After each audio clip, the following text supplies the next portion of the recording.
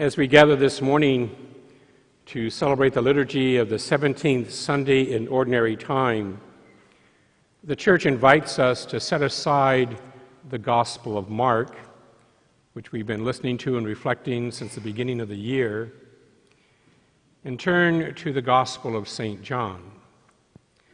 In fact, today and all the Sundays of August, we will reflect on the Gospel of St. John, specifically chapter 6.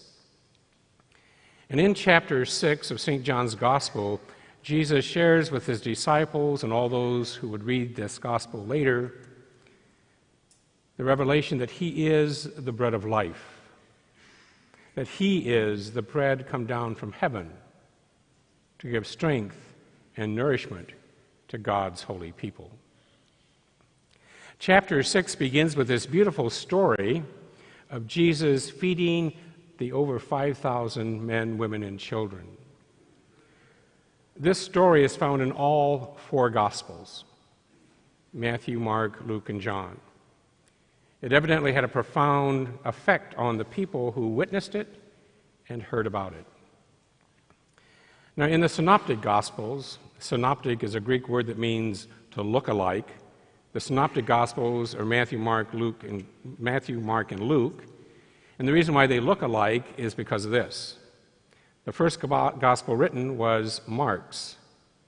When Matthew wrote his gospel, he took most of Mark's gospel and put it in his. When Luke wrote his gospel, he put most of Matthew's gospel into his. Evidently, plagiarism was not an issue back then. And so that's why those three gospels look alike. And in the three gospels, Matthew, Mark, and Luke, it is one of the disciples who initiates the conversation with Jesus about the people. They come up and they say, "Lord, it's late, they're hungry, dismiss the people. Tell them to go home and get something to eat." And Jesus responds to the request by saying, "No, you feed them yourselves." Now, in John's gospel, there's a different twist to it. It's Jesus himself who initiates the conversation. As he sees the crowds of people coming to him, he asks Philip, he said, "Philip, where can we buy enough food for them to eat?" And Philip responds, "I don't know.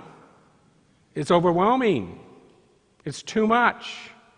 Even 200 days' wages would not be enough to buy just a little bit of food for everybody to eat.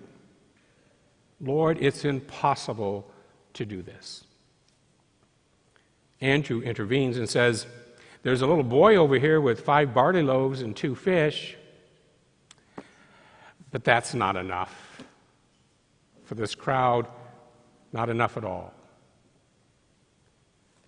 We have the reaction of the apostles. One, it's overwhelming, it's impossible, it's too big to handle. And for the other response, what we have is not enough. But notice what Jesus does. He takes the 5 loaves and the 2 fish, he blesses them, and distributes them to those all around. And St. John says, all ate, all were satisfied, and there was food left over. Truly, a marvelous miracle of the Lord. Now, one of the beautiful things about the sacred scriptures is that we can read the sacred scriptures and glean from them a variety of interpretations and understanding, which are all valid. For example, in today's gospel, I'm going to reflect on 3 ways we can look at this event.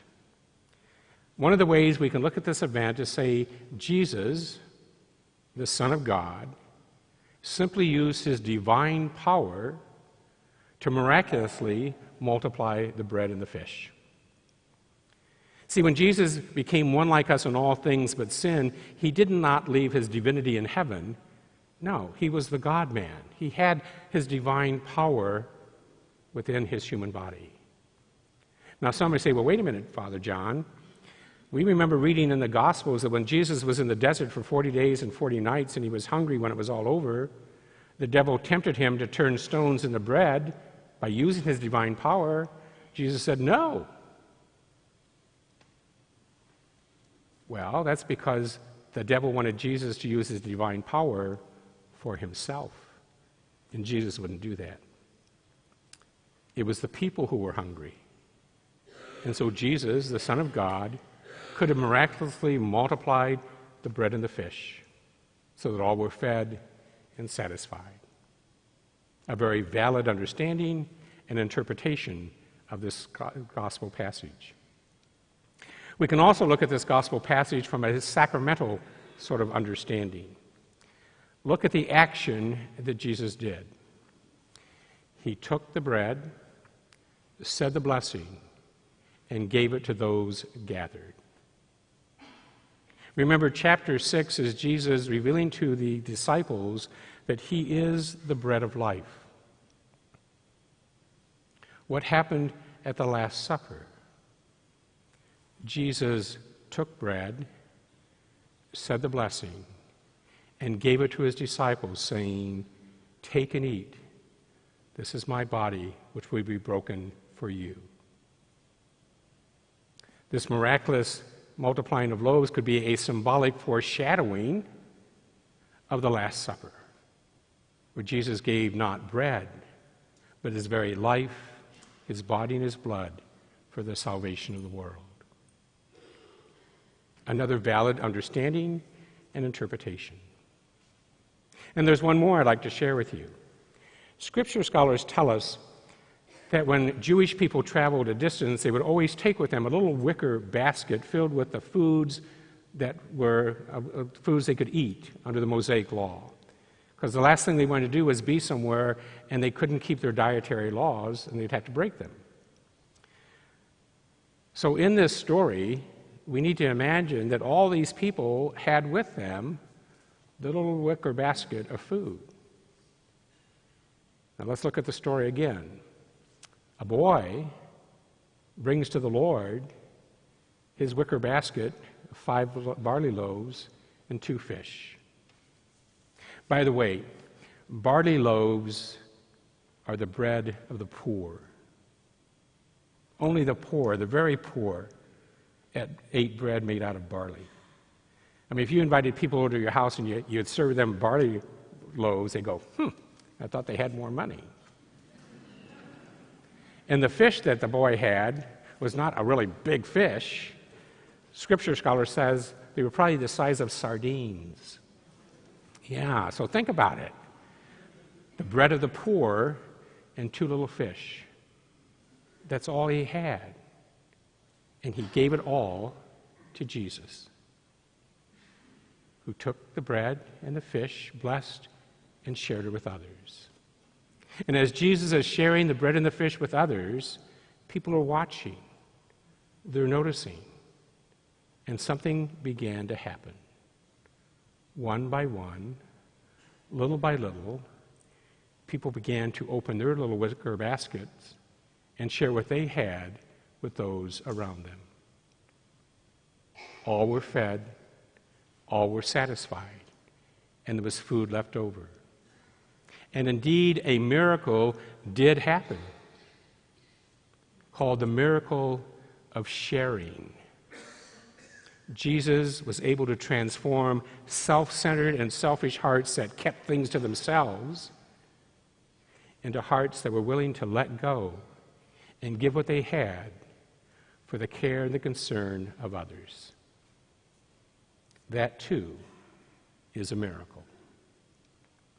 Now, we can look at today's gospel and ask ourselves, can we experience any of this miracle in today's world, 2018? And the answer is yes. As we gather here this morning, what's going to happen? Parishioners are going to bring forth some bread and wine.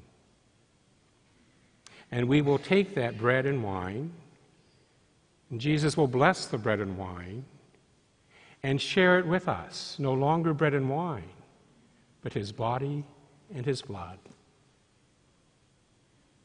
a miracle. A miracle that we are nourished by Jesus himself as his disciples to go into the world and proclaim the message of God. We are also called by this gospel to somehow experience what happened back then 2,000 years ago. Back then, Jesus saw all these people hurting and hungry. In today's world, we have lots of problems with our own nation and all around the nations throughout the world. There's hunger, there's hurting, there's war, there's violence, there's all sorts of problems. And some people can approach those problems by saying, it's too much, it's overwhelming, can't do anything about it, like Philip thought. Or others will look and say, well, we can do this, but that's not going to be enough.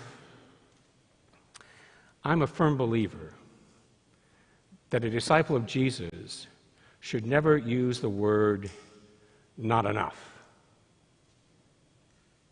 I have to admit, I get a little frustrated when I'm hearing confessions and people say to me, Father, I don't pray enough.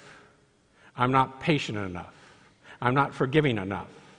I'm not loving enough. And I respond, whatever patience you have, whatever love you have, whatever forgiveness you have, is enough for Jesus. Give it to him. Just like that boy in today's gospel. 5 loaves and 2 fish weren't enough. But he gave what he had to the Lord. And the Lord blessed it and multiplied it, and thousands were fed. The same can happen in our world, our nation, when you and I give to the Lord what we have. Lord, today I give you the patience that I have. I give you the love that I have. I give you the forgiveness that I have. I give you whatever I have, I give it to you. And Jesus says, I take it, I bless it, and I will share it. And if all of us do that, every day of our lives, giving what we have to the Lord, the problems, the hurts, the hungers of the world can all be resolved. Remember the gospel. There was a lot left over. See, we have within our midst and within our world everything we need to resolve all the problems of the world. The reason why it doesn't happen is because we have way too many people keeping what they have to themselves. Today's gospel invites us to give what we have to the Lord. Let him bless it and do the rest. And in doing so, Jesus will bring about the kingdom of his Father, a kingdom of justice and peace, a kingdom of mercy and forgiveness, a kingdom of respect and love for all people.